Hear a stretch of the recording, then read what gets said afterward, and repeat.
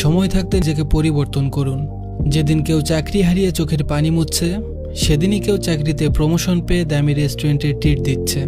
লাইফে কিছু একটা করতে না পারার কারণে যেদিন আপনাকে কেউ ছেড়ে চলে যাচ্ছে, সেদিনই কোনো এক প্রতিষ্ঠিত ছেলের কাছে কয়েকটা মেয়ের বিয়ের বায়োডাটা আসছে। হাত পা গুটিয়ে বসে না থেকে সিরিয়াসলি এবার লাইফটাকে নিয়ে ভাবুন। আজীবন সময় দিয়েছেন নিম গাছের নিচে, আর এখন এসে বলেন জীবন এত তিতা কেন? দোষটা কার ছিল? ভাঙা সিন্ধুকে কেউ টাকা রাখে না, নষ্ট ঘরের কেউ যত্ন নেয় না। এই সিম্পল হিসাবটা কেন বোঝেন না? আপনি যখন রাত জেগে দুনিয়ার হতাশা লিখে ফেসবুকে স্ট্যাটাস দিয়ে কমেন্টে সিম্পাথি আদায় করছেন, তখন হয়তো অপর প্রান্তে কেউ রাত জেগে আউটসোর্সিং করছে।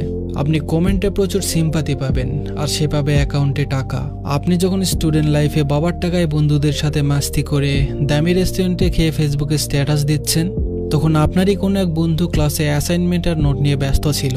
কয়েক বছর পর যখন সে বড় কোম্পানির সিনিয়র অফিসার হয়ে দামি রেস্টুরেন্টে অফিসিয়ালি মিটিং করবে, তখন হয়তো আপনি দুর্বল সিজিপিএর সার্টিফিকেট নিয়ে টঙের দোকানে চা খেতে খেতে চাকরির বিজ্ঞপ্তি খুঁজবেন।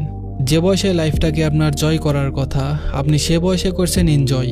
আপনার বন্ধু যখন বিসিএস ক্যাডার কিংবা ব্যাংক অফিসার হয়ে বিয়ের জন্য পাত্রী খুঁজছে, আপনি তখন টিকে থাকার জন্য সামান্য একটা চাকরি খুঁজছেন।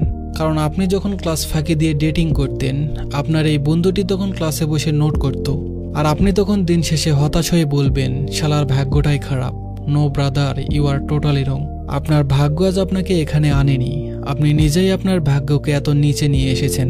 বাড়ির পাশে ময়লা ফেলে তা থেকে কিভাবে ফুলের সুবাস আশা করেন?